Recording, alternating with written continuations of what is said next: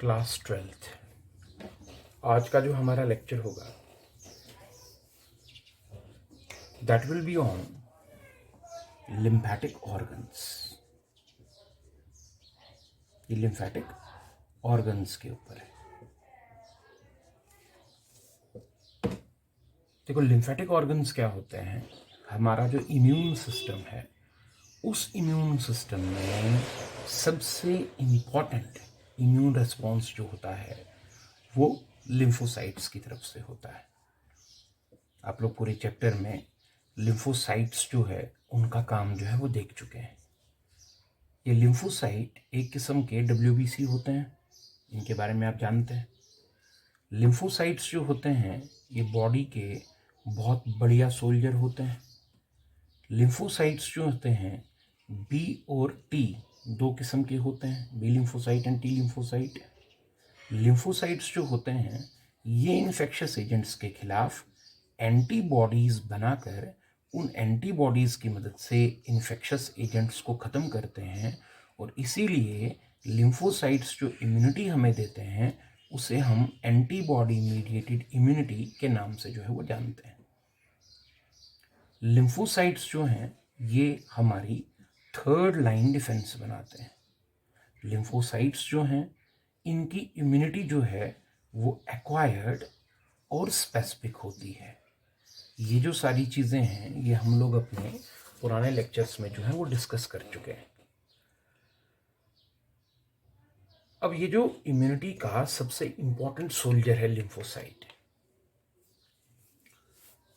ये लिम्फोसाइट्स बनते कहाँ हैं, तैयार कहाँ होते हैं, और तैयार होने के बाद, बनने के बाद मैच्योर कहाँ होते हैं, और मैच्योर होने के बाद फिर बॉडी के किस पार्ट में रिसाइड करते हैं, रहते हैं, इस बेस पे हमारी बॉडी के अंदर जो लिम्फेटिक ऑर्गन्स हैं वो दो किस्म के होते हैं। So the organs which are involved in production, maturation and storage of lymphocytes are called lymphatic organs. शरीर के ऐसे ऑर्गन जो इस इम्पॉर्टेंट सोल्जर यानी लिम्फोसाइट की प्रोडक्शन, मैच्योरेशन और स्टोरेज के काम में लगे होते हैं उन्हें लिम्फेटिक ऑर्गन्स के नाम से जो है वो जाना जाता है। लिम्फेटिक ऑर्गन्स बॉडी में दो किस्म के हैं। कुछ को हम प्राइमरी लिम्फेटिक ऑर्गन्स के नाम से जानते हैं,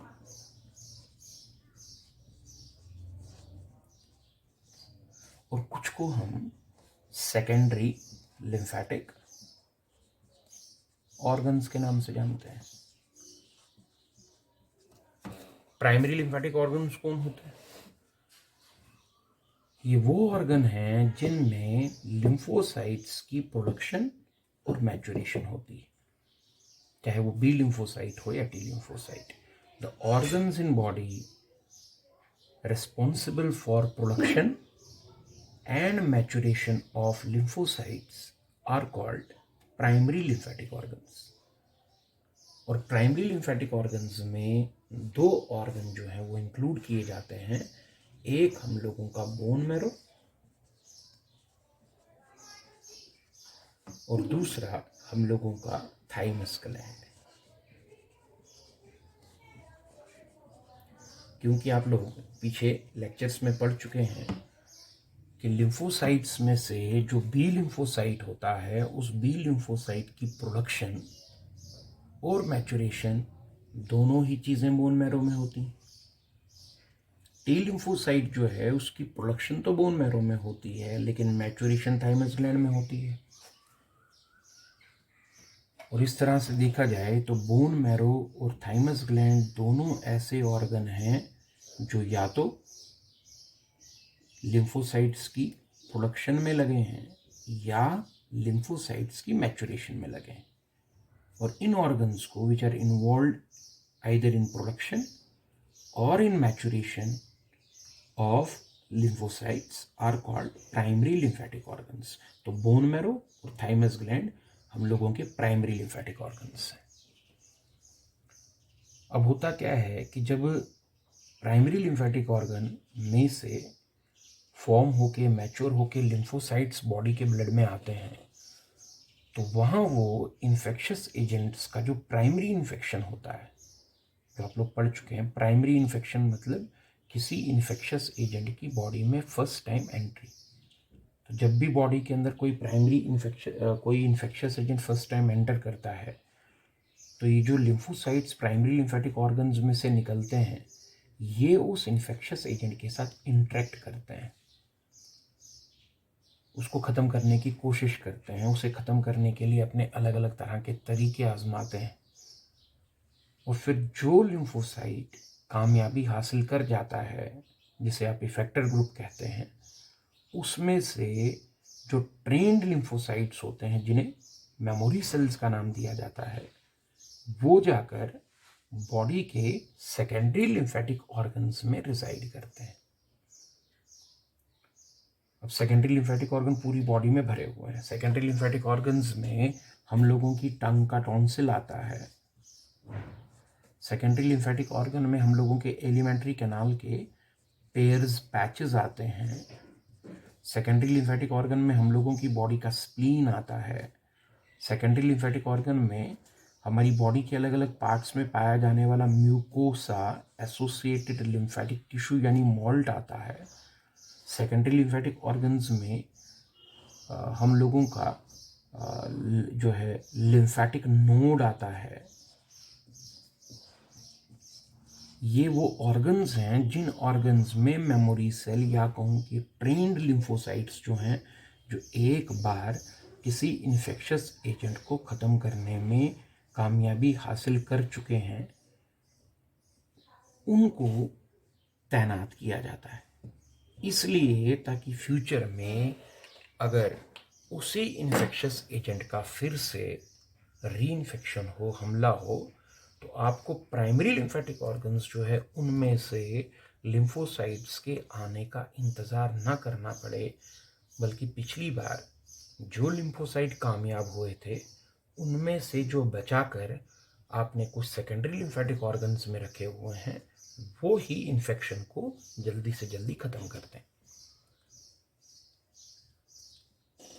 इसे आप सिंपल सी ज़बान में ऐसे भी समझ सकते हैं कि प्राइमरी लिम्फेटिक ऑर्गन्स वो जहाँ लिम्फोसाइट्स फॉर्म और मैच्योर होते हैं और उसके बाद वो किसी इन्फेक्शस एजेंट से जूझते हैं, लड़ते हैं।